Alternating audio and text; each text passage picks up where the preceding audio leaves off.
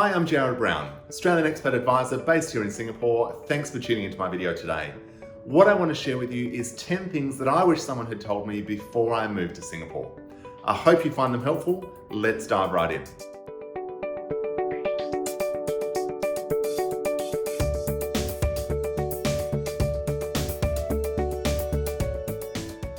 Number one, there's a lot of public holidays here in Singapore, and for those of us that have been brought up and grown up in Australia, a lot of them will be for holidays that we're not often actually used to, so they can catch us by surprise.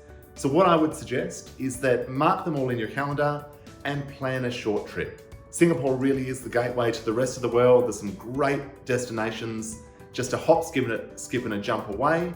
So book something early because the flight prices do ratchet up pretty quickly as we get close to these holidays, and you'll find that you can see a lot more of the world.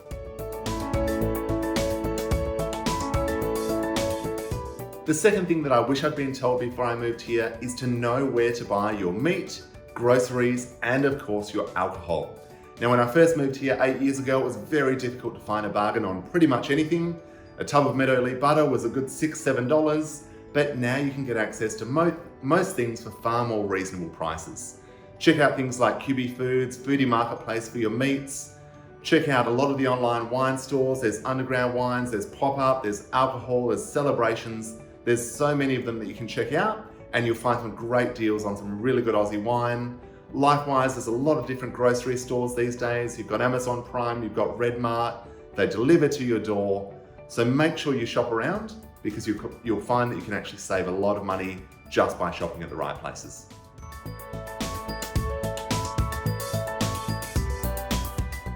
My third tip and third thing I wish I'd been told is 2 hands for business cards.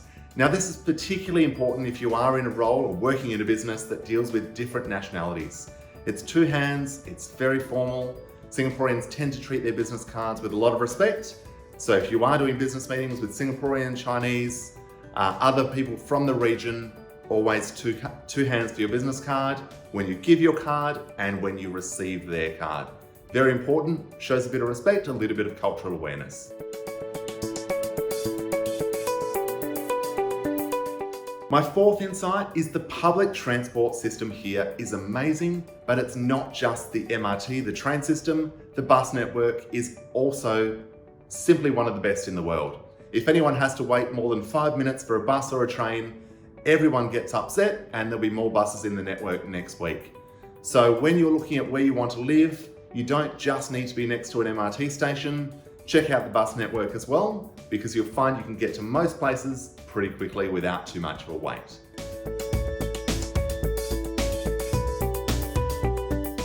The fifth thing to realize about Singapore is it's a very transient place. So as you're meeting people, making new friends, realize that they are going to come and go. Families will move into Singapore. The average Australian family spends about 2 to 3 years here. So if you are planning to be here for the long run, get used to the fact that friends are going to come and go. It's just part of life on this little red dot.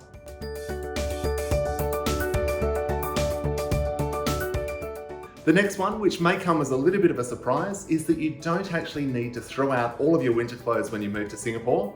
If you're someone who feels the cold, the air conditioning can be particularly brutal, particularly in a lot of office buildings. So you can buy winter clothes in Singapore. It may not be the cheapest place to buy winter clothes, so if you have them, bring them along. But if you are someone who feels the cold, which is not me, but if you are, make sure you bring a few jackets, jumpers, and keep yourself warm in the office buildings.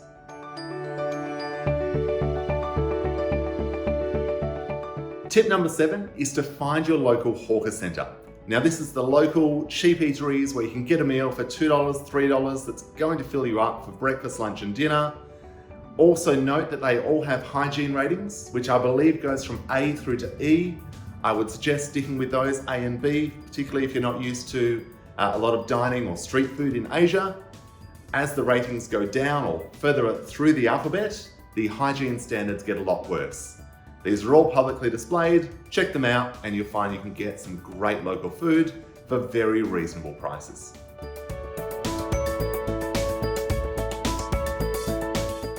The next one is for those that are looking for somewhere to rent. Now, Singapore has this very interesting terminology called partially furnished.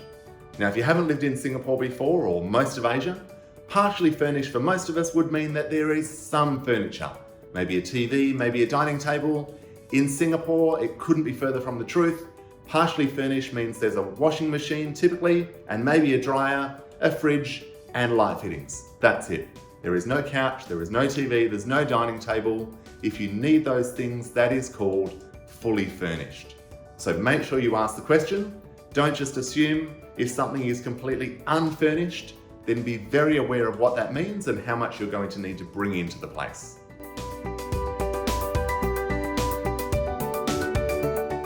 My ninth and second last tip is that the taxis are great, but don't just rely on the taxis. Download all of the other ride-sharing apps. We've got Grab, we've got Gojek, we've got Tata. We've got all of these ride-sharing apps you can download, compare prices. They do vary wildly, but they are all far more reasonably priced than back home in Australia. So make sure if you're trying to get somewhere, shop around, check what the rate looks like on the different apps, and you'll find you can save a lot of money.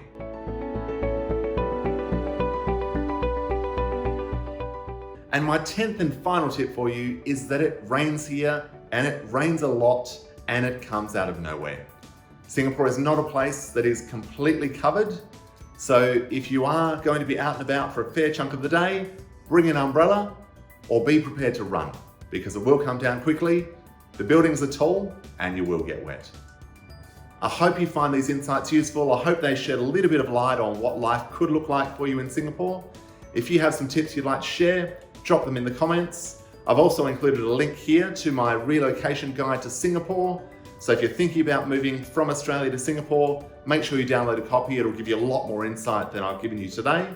Thank you very much for tuning in. Don't forget to subscribe, and see you next time.